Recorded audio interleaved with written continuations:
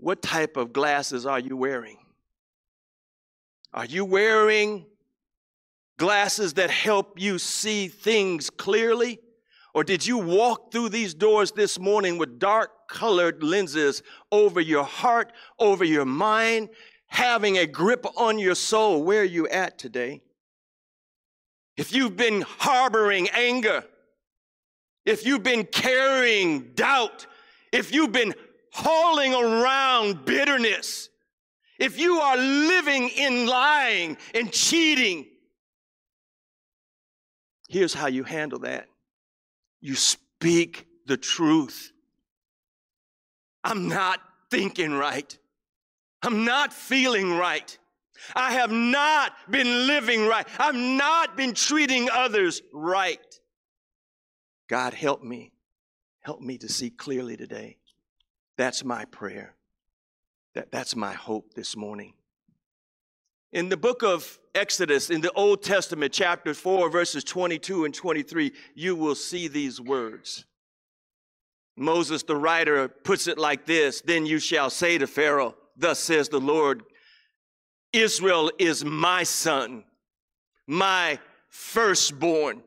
Verse 23, "So I said to you, let my son go, that he may serve me. But you've refused to let him go. Behold, I will kill your son, your firstborn."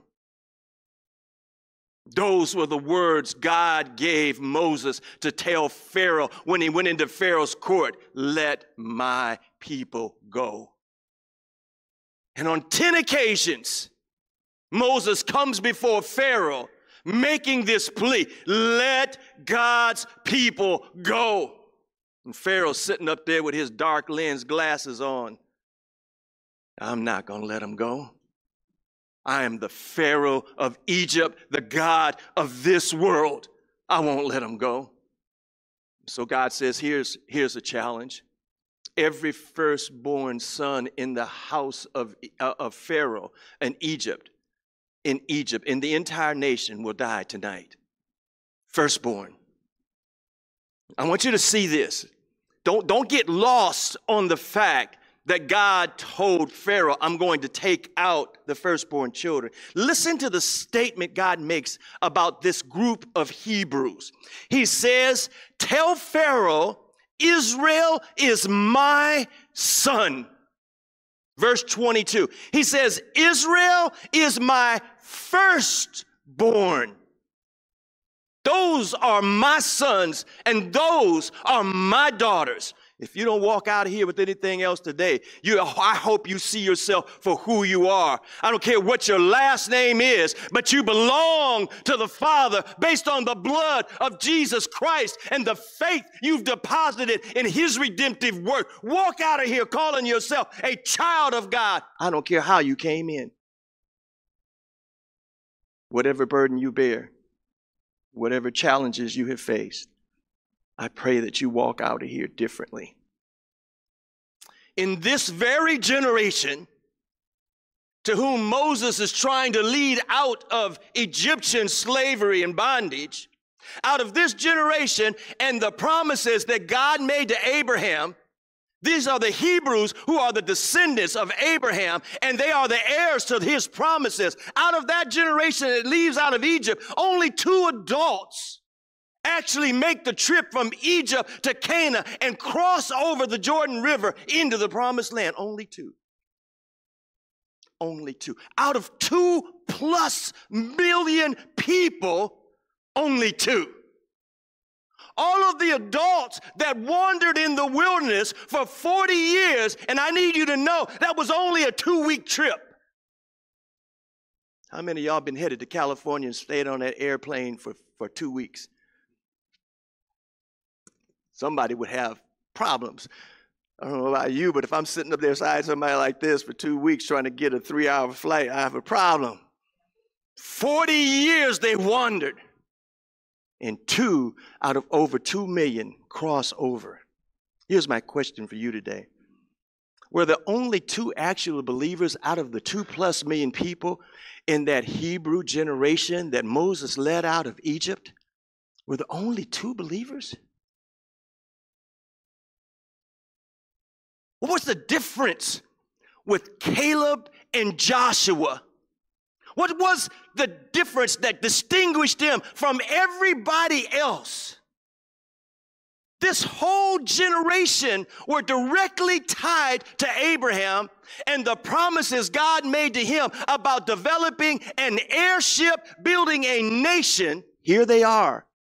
You've got a nation that's been built, but they're walking around with dark lens glasses on.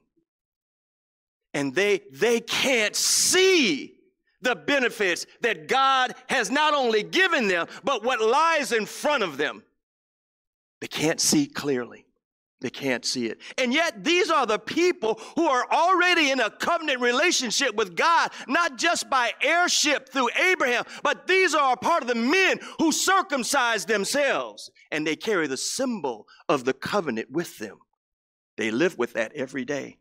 These are the same people who in Egypt, prior to leaving, slaughtered the lamb, took the blood, put it on the doorpost and the lintel, and marked it so the death angel would pass their house by. And they had Passover. That's fellowship with God. And watched the death angel pass by. And everybody that was Egyptian in their households experienced death that night. And none of the Hebrews did. None of them did. Here's my premise and my thought in this. There's a difference between those who live in the land of Canaan and those that inherit it. Let me help you with different lens. Glad there's a difference between coming to church and being in the church. I need help this morning. If somebody pray with me, I need help. I got something here. I know I got something, but I got to bring this out. I got to make it clear. There's a difference between those who call themselves Hebrew and the people that God said, these are my sons. And with authority, he told Moses to declare to Pharaoh, there's only one God in this world, and it's not you. You got my children hung up here in Egypt, and it's time. I want them free. You see, when you actually inherit something, you own it. When you receive that inheritance that God has for you, you own that. But if you're just simply a church person, you show up every now and then. You might even have your name on a church roll. I need help this morning. But there's a difference. There's a difference. Where are you going, Pastor? Here are my objectives. God keeps his promises. You hold on to that. I don't care what you're experiencing, how you feel, what has happened, what has turned your world upside down. God keeps his promises. I want to say to you that your salvation is secure. The redemptive work of Jesus Christ is replete. He left nothing undone. You put your faith in him and him alone. Your salvation is secure. But I got news for you. God is no fool. He's no fool. We're either going to live up to where we belong, where he liberated us from, where he called us to, or we're going to suffer loss. We're going to suffer loss. However, here's the big principle. God is forgiving. He's forgiving. It's crazy. I walk around my whole life with dark lens glasses on. Why would he save me? Out of my household, Benjamin, out of my family. Why me? Why me? Why you? I have to believe that, Kim. Why not? But when I try to evaluate it, it doesn't make sense except for the grace and the mercy of God. Doesn't make sense. So here's where I'm going, and here's my challenge to you. Live up to your new creation status. Don't go back to the old woman, the old man. Don't go back to the old way or the old things. Live up where God called you to. See, that to me is the difference with Caleb when God speaks about him. And God tells him, listen, Caleb's got a different spirit. Caleb's got a different attitude. Him and Joshua saw the giants just like the rest of you, but they never lost sight of me. They saw the problems. They saw the obstacles. They recognized there was risk, but they never lost sight of me. Sometimes you keep looking in that mirror and all you see is you. You keep looking at that problem, all you see is the problem. You keep looking at the circumstances, and after a while, you're surrounded. That's what it means, circumstances, to surround you. And you feel vulnerable. But that's not your truth. That's not reality. So, Pastor, why does any of this matter? In the Old Testament, that God gives this revelation about himself through the dynamic of the lives of the people that become the nation we call Israel. He shows the New Testament church something about himself. And I need you to see that today. If you can't see anything else, see God differently. So here's my question to you. What does this story, what do these scenarios, what do these people say about the doctrine of eternal security for the believer? What do they say when only 2 out of 2+ million people walked across the Jordan into the promised land of Canaan? What does that say about the promises of God? See, if you don't have the right glasses on, you'll be worried. Oh, I got to hurry up and go to work, and I got to get something done in order to get right. You missed the point. You will have missed the point. This is not up. It's not up to you. It has something to do with you, but it's not up to you. Here's another question I have, and maybe you'll ponder this. Does the Old Testament issue of obedience that seems to be involved in the Hebrews obtaining their inheritance contradict the New Testament doctrine of justification by faith? Do we have a compromise here in the Old Testament that contradicts the New? My response to all of you is no. Your salvation is secure. Your justification, and by the way, just in case you don't know, when God calls you justified, he's acting in an official capacity as the judge. And it's as though he's sitting on the bench and that your case comes before him and everything about you has been put on the table and put in record and showed up on paper. He's a sinner. He's guilty. And here comes Jesus standing up on your behalf simply saying, but I died for him. Those are your sons, Father. Those are your daughters. And the Father says, not guilty. Justified. Not by their works, not by what they've done, not by the good they've gathered up, not by how much they gave, but by the blood my son shed, and they put their faith in him and him alone. Based on him, he declares you not guilty. Not guilty. You see, I think these Hebrews, no matter how long they stayed in bondage, I heard the song say God was going to turn things around. God is turning things around. God is always working on the behalf and to the good of his people. God will turn things around. You see, for those Hebrews, he called them my children, my son, my firstborn.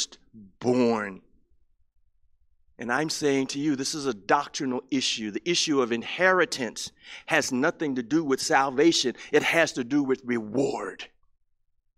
If you catch that, you will have put on the right pair of glasses, begin to see things clearly, and recognize that the reason why the book of James was written, and it talks about works and doing things that are good and doing good, is not so you can earn heaven. It's because you've already got it. And the motivation for living right and doing right is living up to the standard that my Father gave me and the power he invested in me to be able to accomplish it. And I want from him all that he has to give, and I want to honor him by obeying him, doing what he's called me to do. So when I look at the promises made to Abraham, the conditions surrounding the promises, They had to get circumcised. They had to actually stand in faith, every one of them. They had to actually kill the lamb in Egypt, take its blood, spread it over the mantles and the doorposts. They had to take it and roast it that night and eat it. They had to actually walk out of Egypt the next day. You can't sit back and say, that just was some good lamb last night. You got to get up and go. When they left Egypt and they are marching in the wilderness, you can't look back to Egypt and say, at least we had water. You can't look back to Egypt when you get further on down the road and say, I think life might have been better. No, it wasn't. No, it wasn't. You were a slave. No, it wasn't. You were a free man, a free woman. And standing in that freedom, here's the truth, it's going to cost you something. You may have to sweat. Yes, you're going to have to walk. You're going to have to live every day in the presence of God and His power. And that's exactly what He did for those people. So what did Abraham do that required him or helped him become a saved man? He simply acted by faith. He believed in the message and the promise of God and stood on it by faith. But here's revelation for you. The very man to whom the promise came did not own the promised land in Canaan. He traveled through it. He sojourned around it, but he never stayed there ultimately forever. I want to show you this. You'll see this in the slide, Hebrews chapter 11.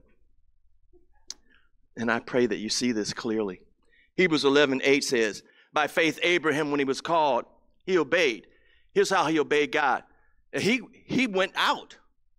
He was going to a place which he was to receive for an inheritance. And he went out not knowing where he was going. He left. God said, let's go. He left. Verse 16 says, but as it is, they desire a better country, that is a heavenly one. Therefore, God is not ashamed to be called their God, for He prepared for them, He prepared a city for them. Abraham never owned Canaan. Traveled through it, but never possessed it. He's the man of God, the man of faith. But he got to the point where the promise in his lifetime wasn't fulfilled for him, but it was coming to his heirs. It's coming to the people of God. And Joshua and Caleb are telling them, listen, the land is ours. We got to go. We got to move. They were afraid to join the fight. I don't know what burden you bear, but whatever fight that you're in, if God is in it with you, you're going to win that battle. You're going to win it. Don't listen to the lie. Don't listen to the lie. Don't listen to the lie. Obey God at every turn, and the promises of His word are yours. Abraham acted in faith. The heirship to the descendants of Abraham were available to them, but they had to act. Their failure was in the heart. Their failure was in the heart. And I'm saying to you, they were still God's people. I need you to see this. They were still God's people. But the bulk of them died in the wilderness. When you get to heaven, maybe you can ask one of those wilderness journeying Hebrews, man, what was it like? And in my mind, I can imagine them telling me, George, I see now it was worth the fight. Something in my heart, something in my eyes hindered me from standing up with Joshua and Caleb and saying, as for me and my house, I'm going to. I'm pushing through no matter what. Here's the bigger picture. You'll see this. Look at Galatians. If you guys are catching the slide or putting it up on your own Bible. And by the way, I'm in the New American Standard Bible. Paul wrote it like this about that generation. He says in Galatians 6:16, and those who will walk by this rule, peace and mercy be upon them and upon, listen to what he calls them, the Israel of God. See, the Israel of God is just not nationality. It has everything to do with the heart. The Israel of God, like Abraham, will stand up and say, I heard the call of God. I'm leaving my father's house. I told my wife we got to pack our stuff and we got to go because I heard the call of God. Where are we going? I don't know. We're going. I'm just leaving. I got to go. God's leading. We're following. God calls them, those who act in faith, the Israel of God. Calls them the Israel of God, those who act by faith. Romans 11:26, trying to get out of this. Paul put it like this to the Roman church. And so all Israel will be saved. I'm telling you, you'll see those Hebrews. Just as it is written, the deliverer will come from Zion. He will remove ungodliness from Jacob. Israel's going to be saved. Do you know it's possible to live below the freedom that God has given you? And then one day when you stand before him at the judgment seat of Christ, and he looks at you and your mouth can't open, you can't tell that little white lie, Lord, you know, I was just having some difficulty. No, you won't be able to utter a word. But you'll hear these words by the person behind you, or perhaps the person in front of you. When God says to those individuals, well done, good and faithful servant. Well done. You've been faithful over a little. Come, I'm going to make you ruler over much. And you stand there. You're there.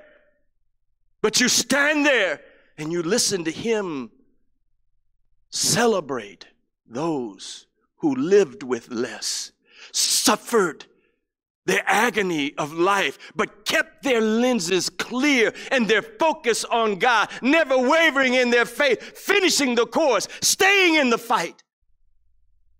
God tell them, well done. Well done. Let me hurry and get out of this.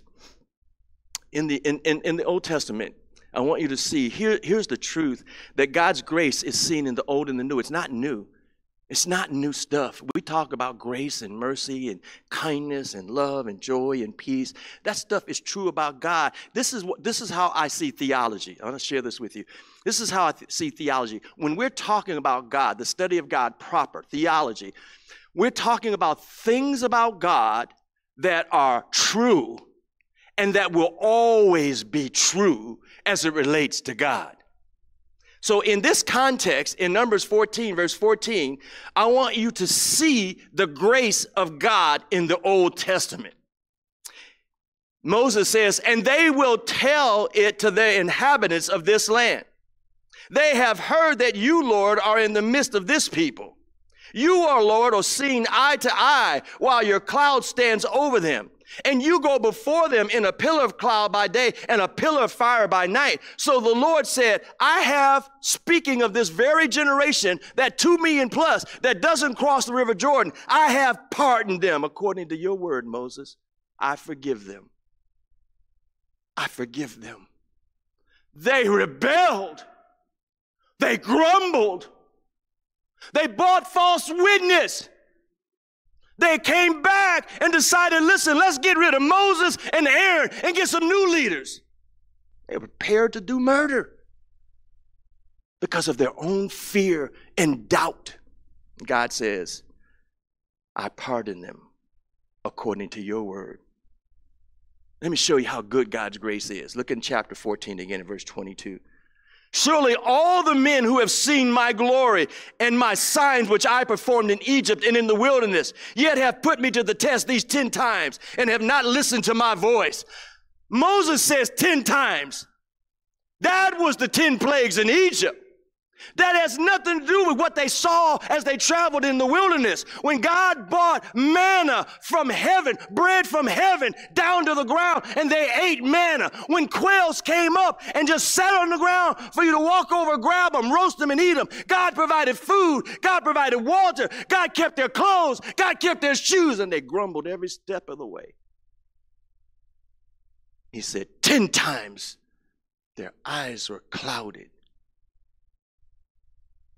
Here's the principle you need to walk away with. God is merciful. God is grace. God forgives. God pardons. But God also holds his people accountable. God is nobody's fool. He knows the heart. He knows the heart. You may be showing up in church looking churchy. Man, I need help today. I got to go. Let me get out of this mess. Let me get out of this. But he knows you. He knows who you are, what you are, where you're at, what you've been through. He knows you. So here's what he tells them in verse 23 of Numbers 14, talking about the men, the people in particular, the adults.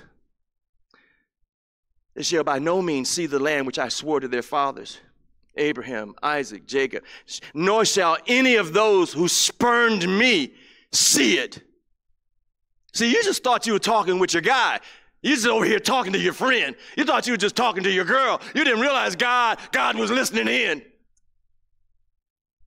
Sees you, knows you, hears you. When we talk about this land that God promised Abraham, possessing the land is equal to receiving the inheritance that these people had as an heir in Abraham. What did they miss out on by not going across the Jordan? Their inheritance. Now, some of us are going to leave here and die and leave our money in the bank. And everybody left here going to be arguing about it. Now, I don't care that Daddy had a will. He loved me the most. But he didn't leave all that to you. I don't care. He meant to. We're going to be up fighting one another. You're going to find out somebody been hating on you for years once something becomes available after somebody's death.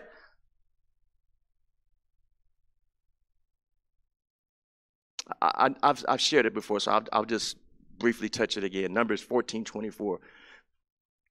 But my servant Caleb, because he has a different spirit and he's followed me fully, I will bring him into the land which he entered, and his descendants, not only him, but his descendants, shall take it and possess it. So Caleb gets the promise of Abraham, and the promise that God gives to Abraham now goes to Caleb. And Caleb, in his action, in his faith, it passes on to his descendants. You want to leave something of value in this world, leave a spiritual legacy. Leave a path that you cut by faith, sacrifice, and service. Leave something to your children, your grandchildren that'll last. Not just money, not just things. Leave them character. Leave them quality of faith. Leave them a visible life that was sacrificial, loving, and kind. Leave something of value. Caleb had what we talk about in the New Testament. You'll see this in Galatians 6:15. He had that new created spirit. See, that's what you get when you get born again. You get that new spirit. You get that new nature. You get the Holy Spirit. You got glasses now. You got the Spirit of God living in you now. Darkness won't work. You won't settle for that. You won't put up with that. You won't tolerate that. You won't make concessions for anything less than the glory of God visible in your life. And for those of you who hadn't heard me yet, God never promised a rebel anything. You just a hell-raiser, troublemaker, I got news for you. God hadn't promised you a thing. Well, Pastor, he owed me. Satan got something for you. He got a location too. The Israelites were heirs by birth. but by disobedience, they forfeited their inheritance in Canaan. You'll see them. You'll see them one day. You're going to meet them one day. An inheritance is not something you automatically get. That inheritance goes to the sons and the daughters who are obedient. That is the same principle taught in the New Testament. There has never been a license to sin, even though the grace of God is free. There's never been a license to sin.